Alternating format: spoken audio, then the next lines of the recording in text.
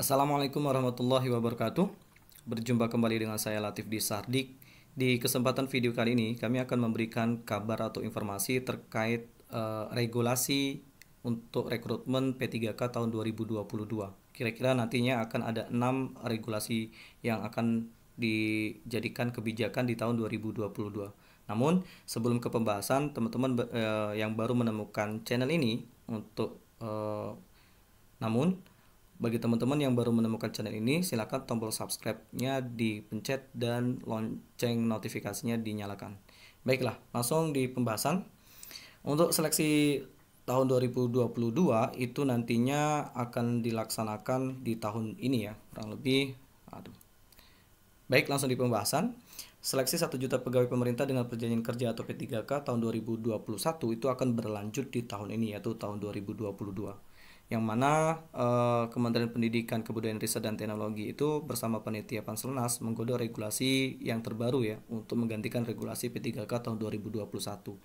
Tujuannya adalah untuk berpihak kepada guru honorer. Nah, berikut ada 6 kebijakannya, yaitu yang pertama adalah kuotanya lebih banyak. Nah, kuota ini juga sebenarnya untuk memenuhi kebutuhan yang tadinya adalah 1 juta, namun belum terpenuhi ya, belum terisi secara penuh, yang mana baru terisi sekitar 300.000. Nah, sehingga untuk kebutuhan kekurangannya masih banyak sekali. Nah, di sini diusulkan untuk tahun 2022 itu jumlahnya 758.000 ya, yang merupakan sisa kuota dari P3K tahun 2021 dan guru PNS yang pensiun.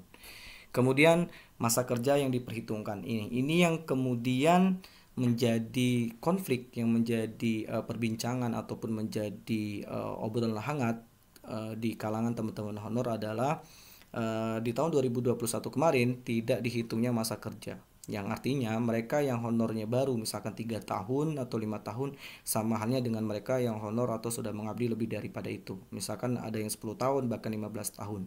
Nah, itu sebenarnya menunjukkan sikap ataupun kebijakan yang tidak berkeadilan ya, karena itu digeneralkan, maka otomatis bagi yang teman-teman sudah honor lama itu akan merasa kurang diuntungkan, kurang lebih seperti itu.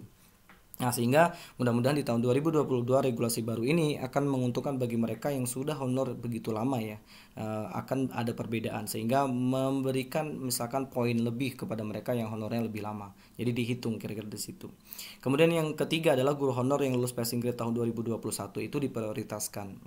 Yang mana kita ketahui banyak sekali di tahun 2021 itu yang sudah lulus passing grade namun tidak memiliki formasi, nantinya akan menjadi prioritas sehingga mereka diminta untuk tidak mengikuti ujian sekalipun ya, tidak mengikuti ujian pun mereka akan menjadi prioritas. Nah, kira-kira seperti itu di poin ketiga ini.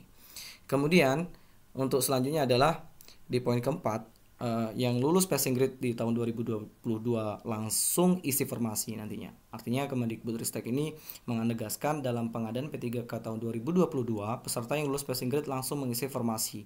Mereka tidak perlu dites berkali-kali. Hal ini terkait mungkin waktu yang sangat mepet karena harus diselesaikan di tahun 2022 mungkin ya. Karena menjawab ataupun ini menjadi tujuan daripada pemerintah, yang mana nanti di tahun 2023 itu adalah sudah meniadakan guru honorer. Jadi harus dipercepat. Selain daripada itu pastinya terkait anggaran yang kalau misalkan dilaksanakan banyak berkali-kali tes, maka otomatis mengeluarkan budget untuk pelaksanaan tersebut.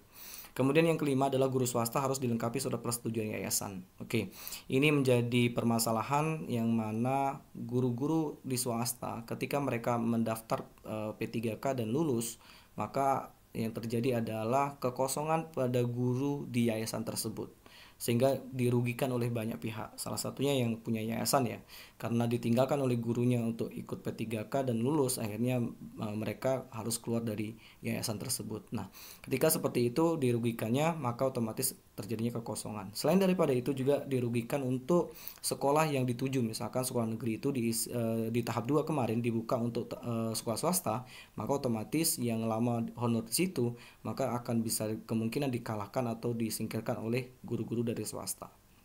Itu juga dirugikan ya. Oke, di poin terakhir adalah poin keenam, guru honor tetap bekerja di sekolah. Guru honor tetap bekerja di sekolah. Artinya, ini Ibu Nunung mengatakan dalam seleksi P3K Guru 2021, guru honorer negeri diprioritaskan ya untuk mengisi formasi di sekolah negeri, diambil untuk seleksi tahap 1. Nah, untuk P3K tahap 2 tahun 2022 itu mengupayakan agar guru honorer tetap bekerja di sekolahnya sehingga tidak pindah ke tempat lain.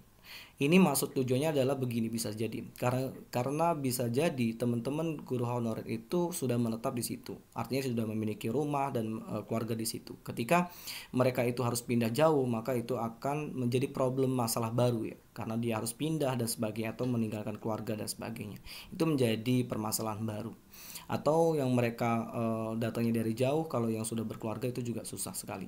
Nah, ini menjadi prioritas untuk wilayah atau untuk guru-guru asalnya ya. Kira-kira seperti itu. Ini bagus sekali karena ya sangat-sangat menguntungkan untuk teman-teman honor. Saya kira itu untuk berita tentang regulasi yang kemungkinan ada 6 poin atau nantinya mungkin bisa bertambah ya, bisa bertambah banyak. Yang penting mungkin yang pastinya mereka yang memangku kebijakan akan memikirkan bagaimana baiknya kepada guru-guru honorer. Ya, itu harapannya, dan kita harus positive thinking kepada mereka dan berikan kepercayaan dan kesempatan kepada mereka untuk bekerja lebih maksimal dan baik. Saya kira itu, terima kasih. Saya Heri, Assalamualaikum warahmatullahi wabarakatuh.